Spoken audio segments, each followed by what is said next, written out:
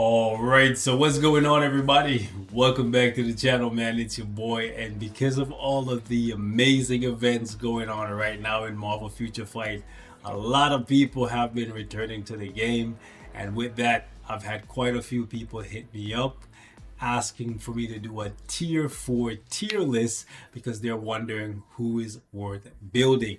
So that's what we're going to be doing today, guys. I want to share my thoughts with you guys on some of the tier 4s in the game right now. Well, actually, we're going to rank, against my better judgment, all 79 of them. Now, full transparency, I only actually have 49 of them completed because I honestly think a lot of them are bad, like bad to trash.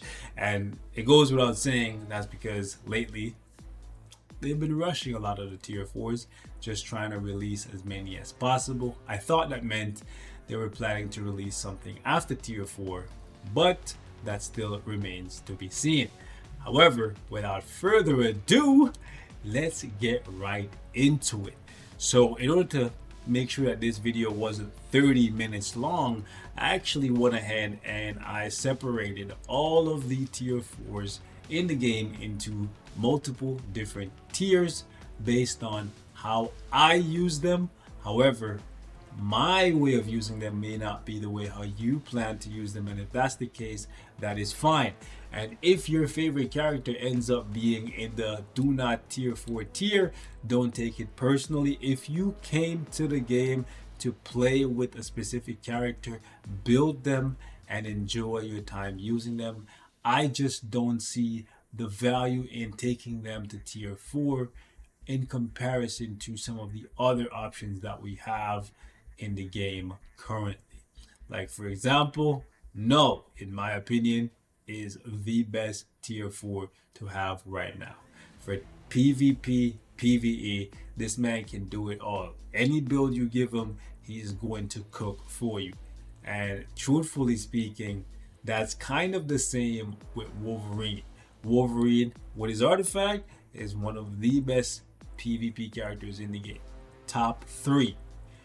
Sentry is better than him, but what Logan is quote unquote missing for PvP, he more than makes up for in PvE. He's one of the best world boss killers in the game. However, I wanted to rank them in the way that majority of players actually use them, so that's why you're seeing it look like this.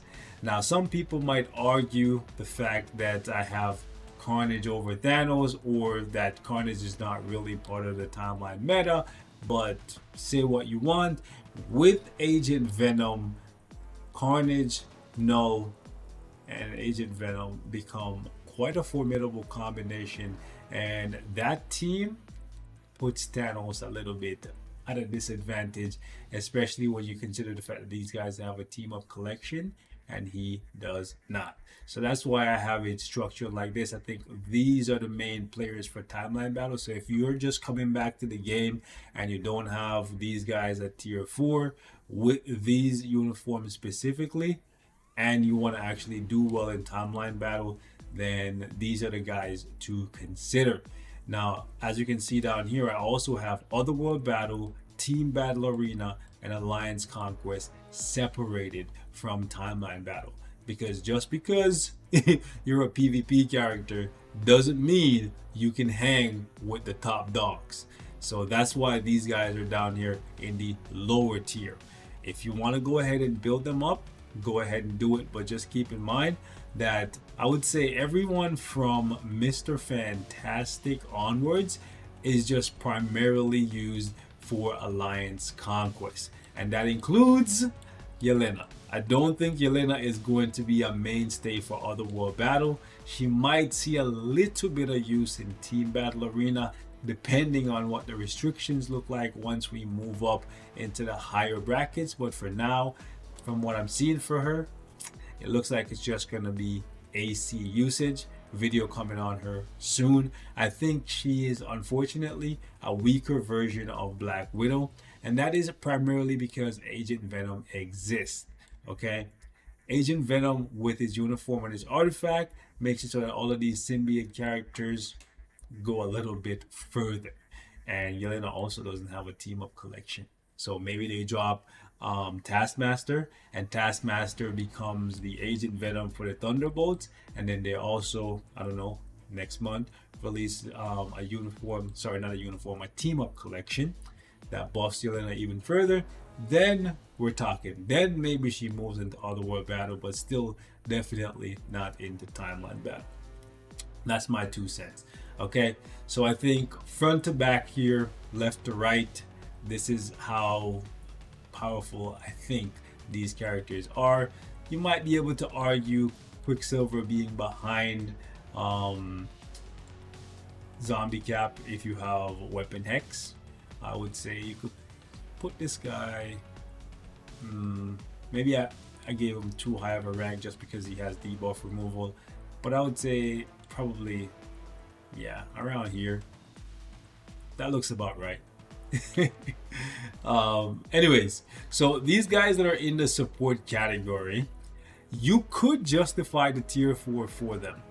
Storm, I would say you would only be justifying it because you already spent 25-30 bucks on a uniform that costs money, so you might as well tier 4 her so you can use her everywhere, and by everywhere I mean World Boss Legend Plus, and you can only use tier 4 characters there. So if you have elemental characters like Psylocke or Jean Grey at tier 4, maybe Rogue as well, Storm is actually a pretty useful support for you. Wong, a lot of people are going to say that you shouldn't tier 4 Wong. I'm not one of those people, and the reason why I'm saying that is because Doctor Strange is undoubtedly the strongest PvE character in the game. Like, if Null is the strongest PvP character, Doctor Strange is the strongest PvE character. They're basically covering 2 sides of the game. It's actually very interesting to look at where we are right now. And Wong, one of the ways that he could be more useful for Doctor Strange is if he was Blast. Unfortunately, he's Speed, but he buffs magical characters. He gives those the guys that have the magic tag 55% more damage to heroes and villains, which is actually good for Doctor Strange for World Boss Legend Plus. So if you want to tier for him and give him an insight or a liberation, that's actually not a bad idea. And then at the same time, if you care about Otherworld Battle or Alliance Conquest, Team Battle, etc., Doctor Doom and Magic are 2 of the best characters. They're just outside of the timeline battle, but you put this guy on the team and you have a pretty formidable team because they also have the magic tag. It's what I'm saying. So there is justification there for Wong getting that tier 4. Nick Fury, really powerful support. If you like to push high stages in World Boss Legend Plus, go ahead and you slap Nick Fury with your Thor. You're cooking up, okay? Or you put it with your War Star Venom. Also another reason why Agent Venom is worthy of the tier 4 in my opinion, and that's why I put him at the head of the tier 4 supports here, is because of the fact that Null completely controls timeline battle. You put Agent Venom with him, he's tankier and he's doing more damage. Venom, one of the strongest PvE characters in the game, you put Agent Venom with him and now your Venom is stronger, right? So if you're pushing the upper echelons of PvE and PvP, Agent Venom is right now, in my opinion, a must-have tier 4, but that's just my 2 cents. You could just get the uniform, leave him at level 80, get his artifact, and call it good. But why would you not want to have fun with Venom when Venom is currently one of the best? That's your call, though. Next up, we got Hela. Hela, honestly, right now, from what I'm seeing, is a character that you might want to pair up with Sentry for team battle and Otherworld battle. She's used all the time. AC, she's used all the time. So she's one of those characters that you want to get to tier 4 for the extra stats. So she lives longer, does more damage, has more opportunity to kill the enemy because of the fact that she's going to be on your team anyways, and she doesn't have iframe ignore. That's my 2 cents. Beta Ray Bill, I can justify the tier 4 for him as well, for the simple fact that he's a strong tier 4 on his own. Not as strong as Thor, but once you get tired of using him as your standalone tier 4, you can drop a CTP of Insight on him, and his uniform buffs alien characters. So you can go ahead and just get some wins with your Thor, because Thor is absolutely amazing. And then we got the Ghost Rider, obviously one of the best DVR slash zombie characters in the game. He's good for World Boss as well. Jean Grey, very, very good for zombies and GVR. Rogue, I can justify the tier 4 for dispatch and stuff. I thought about putting Sharon Rogers in the do not tier 4 category, but I think it's justifiable for her to be in this category because she's really, really good for World Boss. She's the strongest blast female human character in the game right now. Some people will tell me I'm crazy for having Captain Marvel on this list as a character that you should consider tier 4, but I have Captain Marvel at tier 4 with 20 Odin's lessons on her. Let me just show you. And I use her all the freaking time, and she is very, very, very powerful. Where's my girl? She's somewhere here. Okay, if this game would load, there you go. 20 Odins and a rage.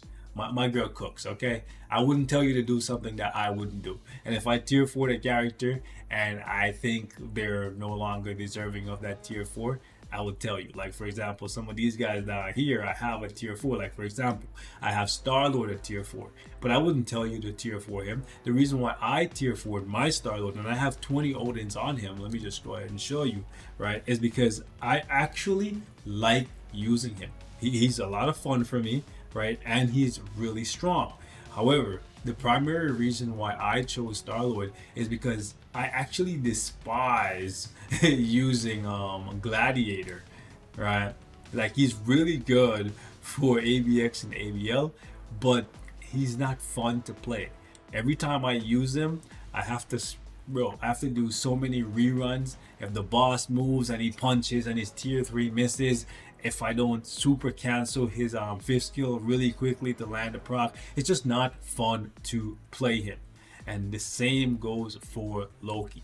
And for me, fun is a big part of this game. And that's why I said, even if your favorite character is in this list right here, if they're the reason you're here to play the game, pick them up. Just don't be too disappointed later on when you find out that there was somebody that you should have chosen, could have chosen, that is way better than your favorite character, because that's just the nature of the game. Okay, my favorite character is not even in the tier that I would want it to be in.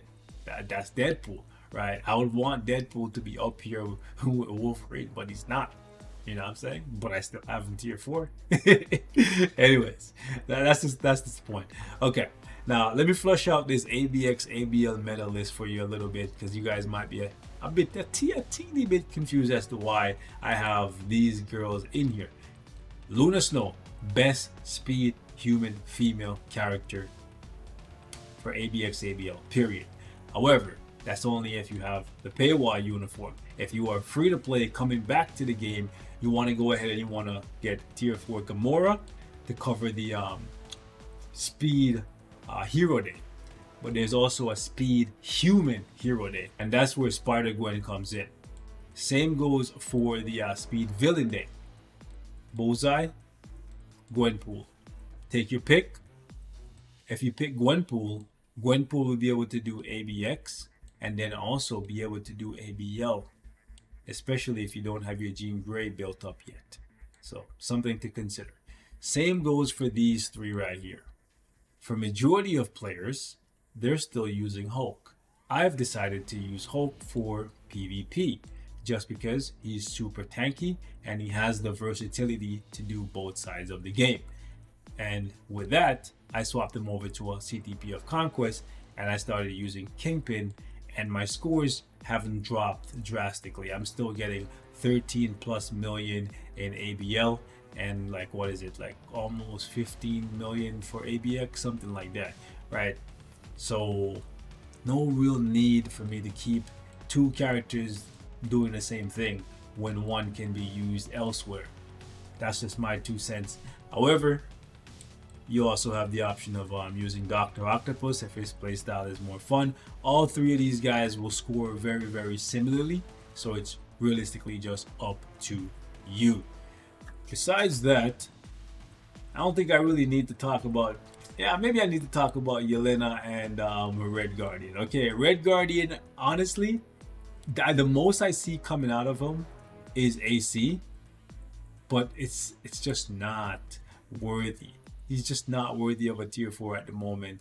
Truthfully speaking, I kind of want to say she's not worthy, she's not worthy, she's not worthy. I would say everybody here from could easily be bumped down a tier.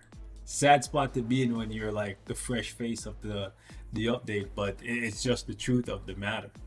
Anyways, ladies and gents, I don't want to keep you guys too long. Leave me your thoughts in the comments. Like I said,